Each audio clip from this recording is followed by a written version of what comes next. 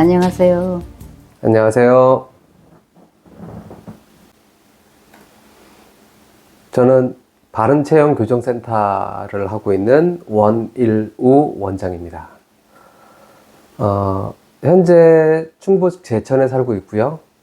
어머니, 그리고 큰형, 집사람하고 저 있고요. 아들, 딸이 있는데 아들은 군대가 있습니다. 그리고 딸은 올해 아이돌 데뷔하기 위해서 지금 서울에 올라가 있어서 현재는 애들 없이 어른들만 있다고 보시면 됩니다. 고향은 태어난 곳은 포항이지만 초등학교 4학년 때부터 의림초등학교, 제천중학교, 제천고등학교 나왔습니다. 그래서 고향이 제천이라고 할 수 있을 것 같습니다. 대학은 청주에 있는 서원대학교 나왔습니다. 전공은 예전에는 전산이라고 했습니다. 전자계산학과라고 했고요. 지금은 정보처리 그쪽으로 소속된 걸로 알고 있습니다. 그래서 처음에는 프로그래머 생활을 했었고요. 그러다가 사업이 잘 안 됐던, 회사 생활을 하던 중에 욕심을 부려서 사업이 좀 잘 안 됐고요. 그래서 이제 제천에 내려와서 이쪽 사업을 하고 있습니다. 교정센터 일을 하고 있는데요. 교정센터라고 하는 거는 사람의 몸을 바른 몸으로 만들어주는 곳입니다. 일반적으로 사람이 아프다는 거는 정상 상태라고 하는 바른 정렬 상태가 몸이 틀어져서 아프기 시작하는 거거든요. 근데 왜 틀어지느냐?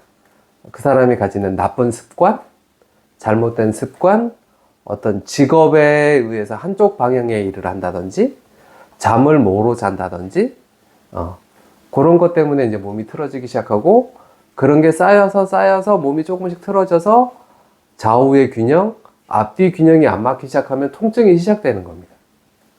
그래서 그런 통증이 시작됐을 때 빨리 고치면 큰 병으로 안 가는 거고요. 빨리 고치지 않고 내버려 두면 나중엔 크게 문제가 돼서 병원 치료를 받게 되겠죠. 그래서 그런 부분에 대해서 사진 촬영을 통해서 본인이 얼마나 틀어져 있는지 알려드리고, 그거를 맞출 수 있게 근육의 밸런스를 주는 것하고, 그리고 그런 해야 될 운동들을 알려드립니다.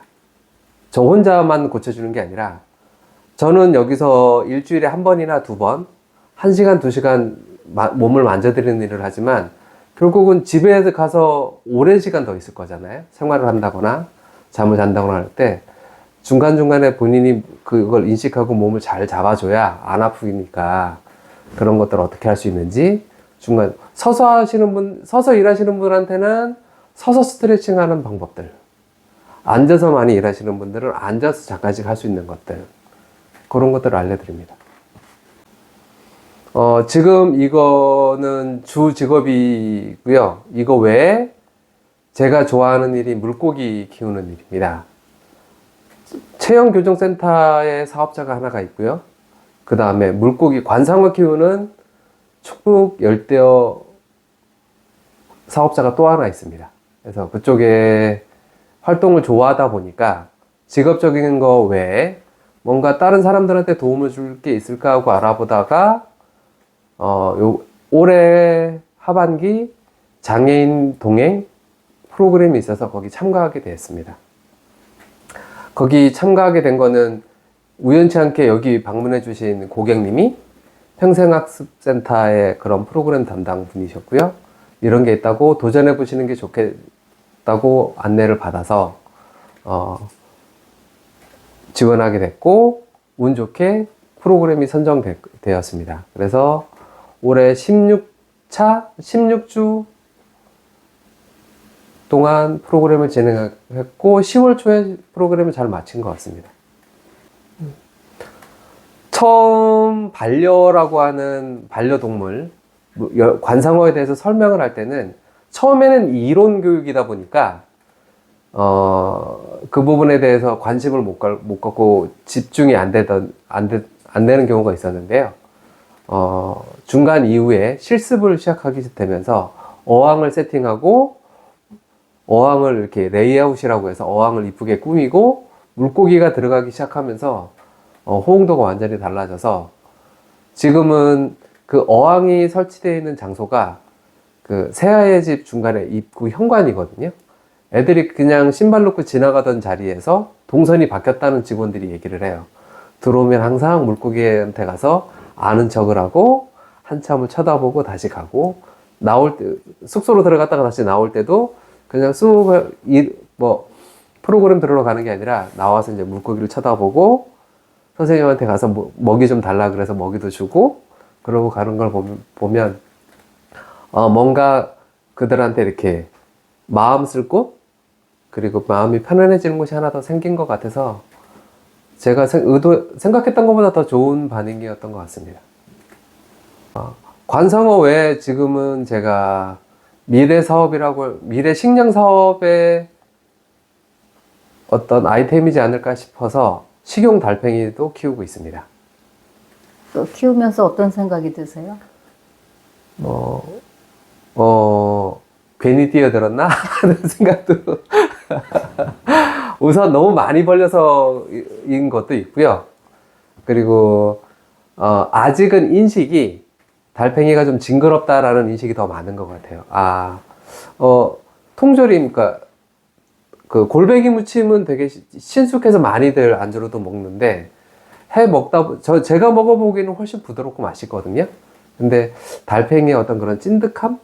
그런 거에 대해서는 아직은 조금 인식을 좀 깨어야 제가 키워놓은 만큼의 소비가 이루어지지 않을까 생각이 듭니다. 10년 후에도 뭔가 다른 거를 뚜닥거리고 있을 것 같긴 합니다. 가만히 있는 것보다는 뭔가 찾아서 만들어내고 꾸미고 이렇게 번식하는 걸 되게 좋아하는 것 같아요. 물고기도 처음에 키울 때는 아이들이 이제 유치원에서 구피 2마리 갖고 온 거가 시작이었던 것 같아요. 저는 관심이 없었는데 물고기 2마리를 갖고 왔고 그냥 놓으면 잘 크는 줄 알았더니 얘네들이 관리하면서 처음에 죽었거든요. 그러니까 애들이 슬퍼하는 모습을 보고 얘네들이 왜 죽지? 그러면 얘네들을 잘 키우려면 어떻게 해야 되지? 하면서 공부를 하다 보니 물고기 이제 매력에 빠지게 됐고, 그걸 이제 어항이 하나가 됐다가 얘네들이 새끼 나와서 많아지니까 2개가 되고, 그러면서 물고기 외에 이제 새우에도 관심을 가지게 되고, 특이한 새우를 들여와서 그걸로 1년에 한 3천만 원 이상 벌게 되니까 이게 또 사업으로도 취미 생활을 하면서도 사업이 되겠네 하면서 이제 사업자를 내고 지금은 어항이 한 60개 정도 되는 것 같습니다. 우선 다른 거 하느라고 우선 걔네들 다 납품을 다 했고요.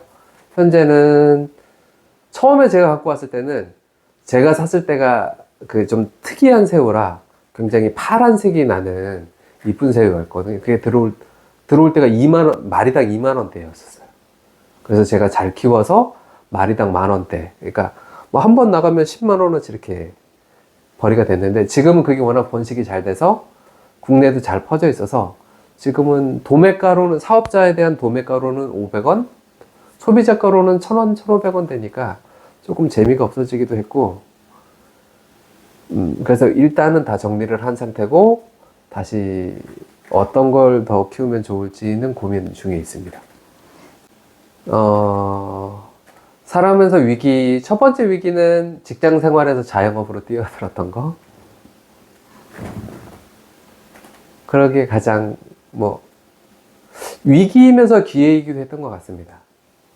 예전에 직장 생활하면서는 되게 좀 날카롭다는 얘기도 많이 들었습니다.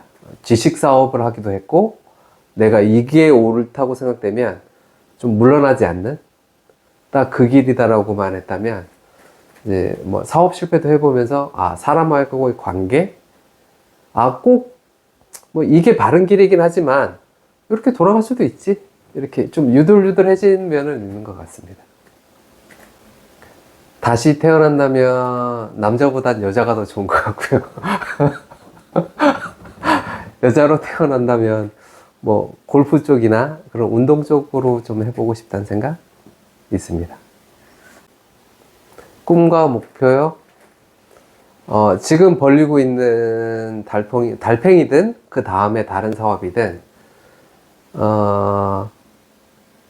뭔가 그런 사람들하고 근처에서 이렇게 어울릴 수 있는 반려 물고기도 있지만 요새는 그 테라리움이라든지 비바리움이라고 해서 식물도 많이 키우잖아요.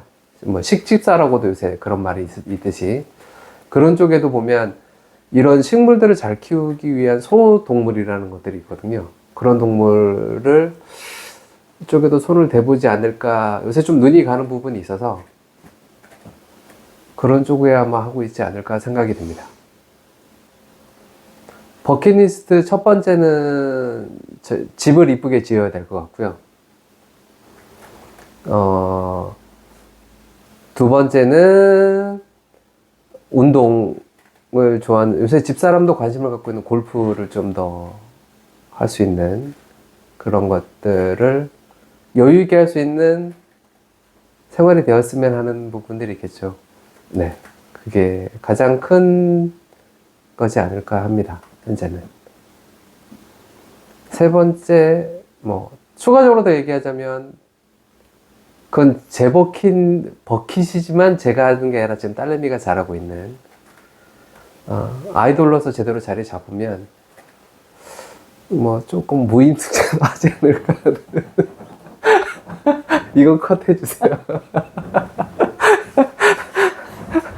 자식 농사 잘 지면 그게 연금이에요. 네. 딸내미가 잘 효자 노릇하지 않을까 하는 생각이 들긴 합니다.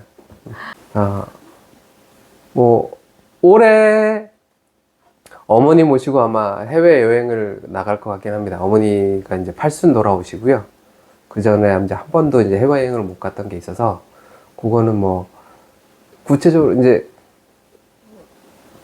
막내 동생이 지금 프로그램 짤 거고 올해 8월이나 9월 사이에 나갈 거라 버킷리스트에는 안 넣었습니다. 내년이네요.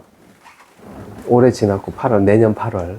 내 마음속에는 이제 8월이 바로 이제 지나서 8월이 그려질 거라. 가족들한테 들려주고 싶은 이야기. 긍정적으로 어떤 삶을 바라볼 때 긍정적으로 바라보면 좋겠다. 뭐 둘째는 조금 긍정적으로 바라보는 것 같은데 첫째가 조금 긍정적이지 못한 면도 좀 있는 것 같아서 어찌 보면 요새 20대 애들이 가지고 있는 뭐 하고 싶니 하고 물어봤을 때 꿈이 없는 듯한 느낌의 그런 거에 대한 걱정이 살짝 있긴 합니다. 둘째보다는 첫째에 대한 걱정이 약간 더. 근데 군 생활하면서 열심히 지금 올해 4월에 군에 가서 지금 6개월 정도 지났는데 부대 생활 되게 잘하고 있는 것 같아요. 재밌게. 그러고 있는 거 보니 좀 더 그런 능동적인 사람으로 잘 바뀌어서 나오지 않을까 하는 기대가 좀 되긴 합니다. 그래서 뭐 우리 식구들한테나 누구한테 전하고 싶은 말은 삶을 긍정적으로 바라보고 해보자. 안 되는 건 없다. 힘들 수는 있어도. 네. 부인에게 해주고 싶은 말, 좀 애교가 있었으면 좋겠다. 좀 무뚝뚝하다 보니 제가 애교 부린다고 할 수 있는 그런 일에 대해서 저는 얘기했다고 생각하는데 집사람은 그건 나한테 정확하게 얘기한 게 아니지 한 부분이 있긴 했습니다. 그러니까 가장 큰 위기라고 했던 어떻게 보면 통신회사에 좀 기간 사업자라고는 잘 나가는 회사에 있었어요.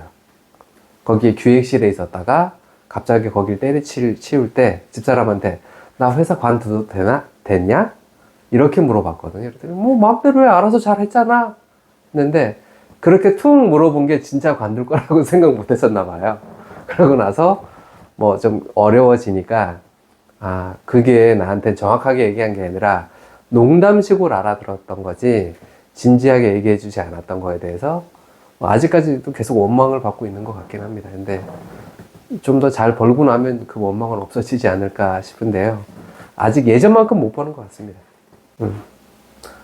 무릎 꿇고 빌어서라도 미안한 마음이 없어진다면 그렇게라도 하고 싶은데, 뭐, 어쨌든, 고생시킨 것 같아서 많이 미안합니다. 어떻게 보면 어머님께 가장 미안합니다.